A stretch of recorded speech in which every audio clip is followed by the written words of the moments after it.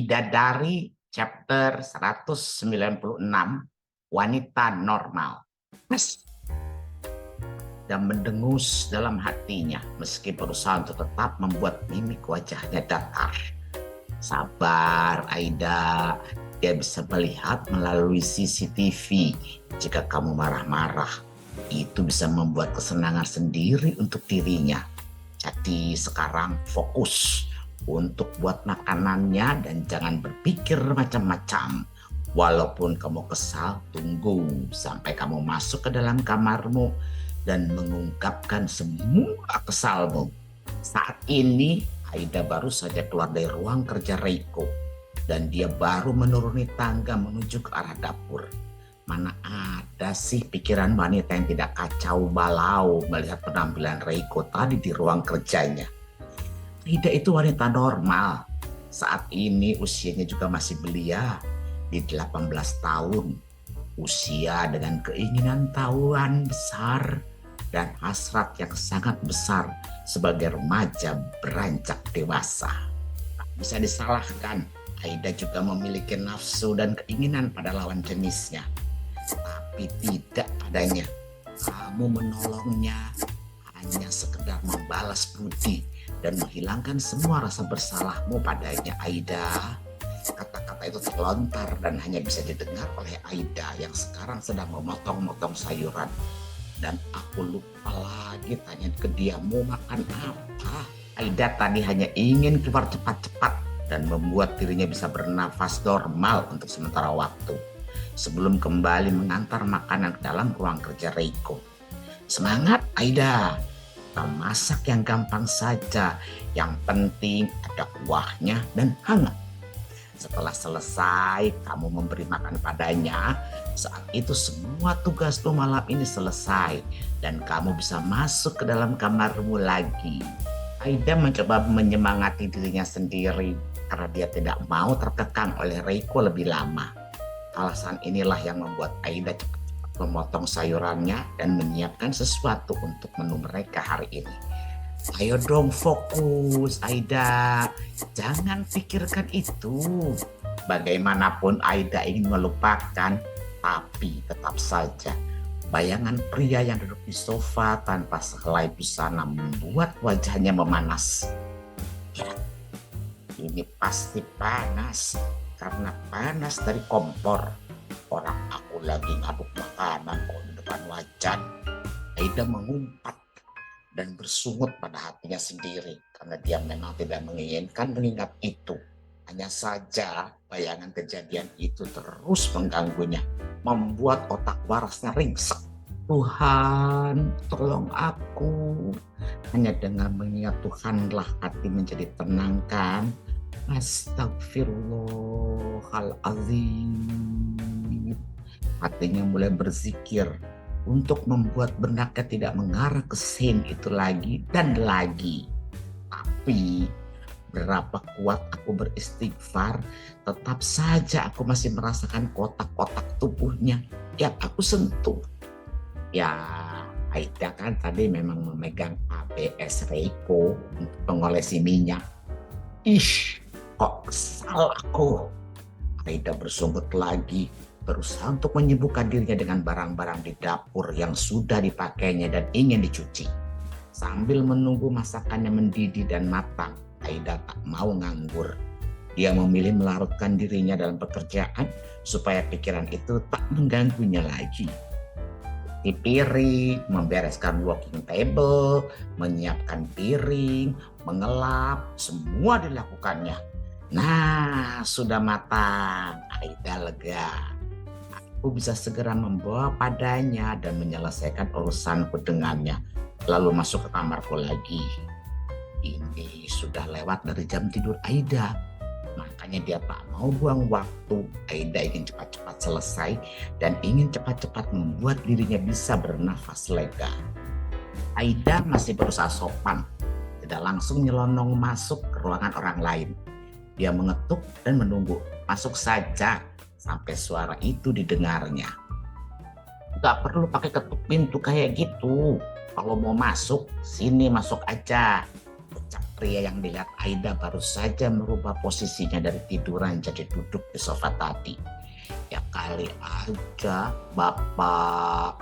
Aku nggak ngapa-ngapain di sini. Dan kamu juga udah ngeliat aku kayak gimana.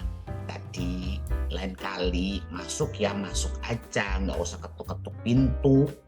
Reiko yang kini menepuk sofa di sampingnya.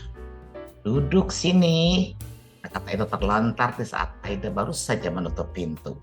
Saya mau nganterin ini aja, Pak. Habis itu saya udah kan. Nggak ada kerjaan lagi di sini.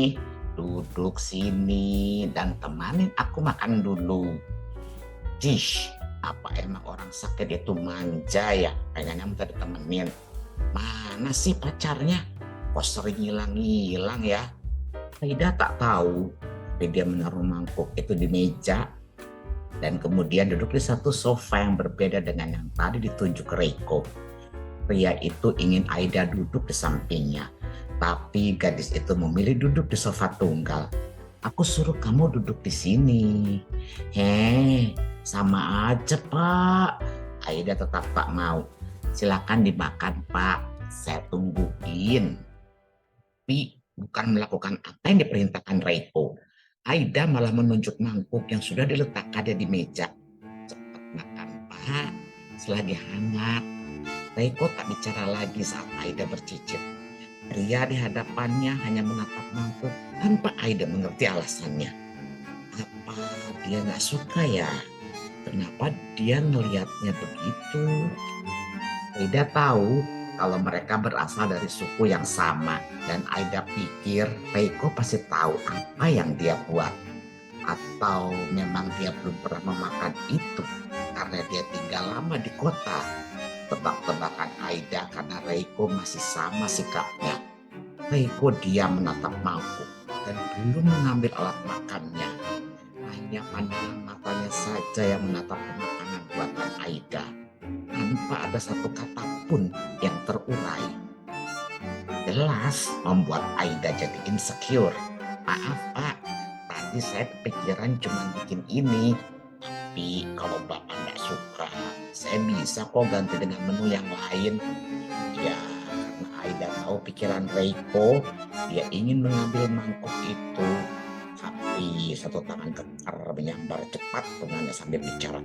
Ngambek lagi. Ih, siapa yang ngambek?